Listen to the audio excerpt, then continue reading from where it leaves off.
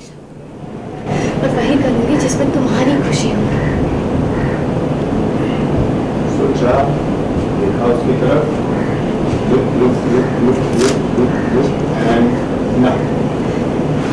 लेकिन अगर तुम बुरा ना मानो तो एक बात कहूँ तुमसे, अपने दिल की बात।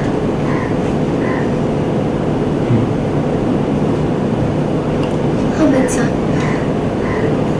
इंसान काफी चीजों में बदल गए, लेकिन अभी भी कुछ ट्रेडिशंस ऐसे हैं जिन्हें हम छोड़ना नहीं चाहते, और छोड़े भी क्यों? सब है ही इतने खूबसूरत। हमारे यहाँ शादियाँ सिर्फ तो लोगों के बीच नहीं, परिवारों के बीच होती है। कितना खूबसूरत है ये सब।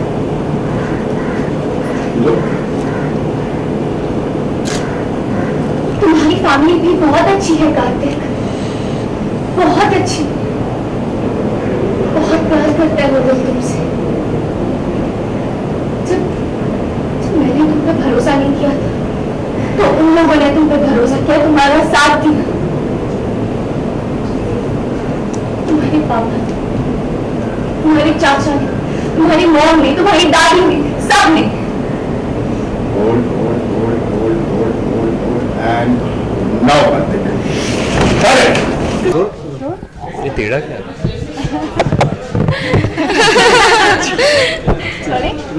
चलिए, कार्तिक काफी एंग्री यंग मैन बन गए हैं।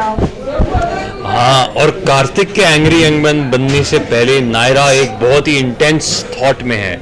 नायरा, क्या हुआ इससे? मैं मुझसे जो पहले कार्तिक की मॉम जो है स्वर्णा, उनसे मिल के आती हूँ। वो मुझे सब बताती हैं और वो मुझे बोलती हैं कि उनके बेटे को उनकी फैमिली से दूर जाने से रोक लो, हम सब उससे बहुत प्यार करते हैं। लेकिन कार्तिक इतनी नफरत करता है कि उसे उस नफरत में कहीं ना कहीं हमारा प्यार दिखाई नहीं देता। तो तुम ही एक हो जो उसे समझा सकती है, जिसकी वो अभी बात सुनता है। तो तुम प्लीज़ कोशिश का गुलाम है। तुम एक बार प्लीज़ कोशिश करके देखो। वो एग्जाम्पल भी दे दी कि तुम ही मेरे कृष्णा की राधा हो। तो जैसे कृष्ण को राधा हर चीज़ मनवा लेती थी उनसे और उनको समझाती थी, वैसे जो स्वर्णा है मुझे भी बोलती हैं कार्तिक को बातें समझाने के लिए, चीज़ें समझाने के लिए। तो फिर हम लोग उसके बाद यहाँ ऑफिस में मिलते हैं। तो मैं डायरेक्टली तो कार्तिक से बोल नहीं पाती, तो like as any girl would do, वो चुप रहती है और वो कुछ बात नहीं करती।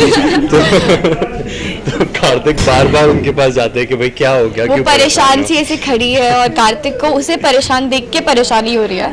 तो कार्तिक मेरे पास आके पूछते हैं कि क्या हुआ, तुम क्यों परेशान हो। तो मैं वो इनडायरेक्टली बात शुरू करती हूँ, और शुरू करते करते कि भाई है, फैमिली साथ होती है तो सब अच्छा हो जाता है, सब फैमिली आपकी स्ट्रेंथ होती है।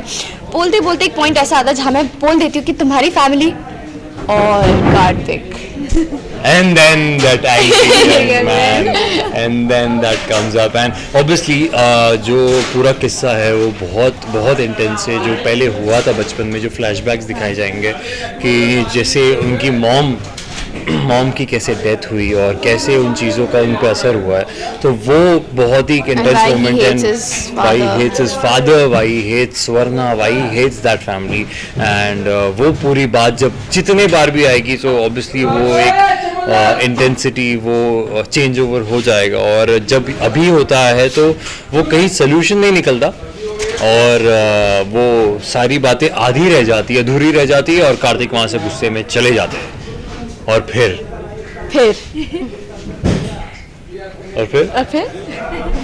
आप देख रही हैं। इन सब में नायरा कहीं ना कहीं शादी से पहले फंस गई है एक ऐसी सिचुएशन में जहाँ पे वो फैमिली का साथ दे, अपने प्यार का। बिल्कुल, क्योंकि हमारी फैमिली में मुझे हमेशा से यही सीख मिली है कि फैमिली अगर साथ होती है तो सब कुछ अच्छा होता है। फैमिली आपकी स्ट्रेंथ होती है। जो मेरी मॉम थी, मॉम भी मुझे यही चीज़ बताती थी, हमेशा समझाती थी कि फैमिली को बांध के रखना बेटा, फैमिली को हमेशा साथ रखना। और मैंने खुद ने इतने साल फैमिली से दूर रह के जो फालतू में उनसे नफरत करके, सब मिसअंडरस्टैंडिंग की वजह से जो इतने साल उनसे दूर रही, उनके बिना रही, ऐसे अकेले रही, फिर वापस यहाँ आने के बाद मुझे रियलाइज़ हुआ कि शायद मैंने कितना कुछ मिस कर दिया है। तो मैं कहीं ना कहीं ये भी नहीं चाहती कि कार्तिक भी अपनी फैमिली से दूर रहे, और कार्तिक की फैमिली कार्तिक से बहुत प्यार करती है। तो मैं बस ये चाहती हूँ कि सब लोग साथ में रहे, पूरी फैमिली हम सब साथ रहे, शादी के बाद हम family। जॉइंट फैमिली की, एक पूरी जॉइंट फैमिली की तरह रहे, ना कि मैं और कार्तिक अलग रहे। तो ऑब्वियसली फंसी हुई हूँ क्योंकि जहाँ स्वर्णा है वो मुझे ये चीज़ बोल रही हैं कि प्लीज़ हमारे बेटे को दूर जाने से रोक लो। जहाँ कार्तिक है, मेरा प्यार जो है वो मुझे अलग बोल रहा है रहना कि मैं अपनी फैमिली के साथ नहीं रहना चाहता, हम अलग रहेंगे।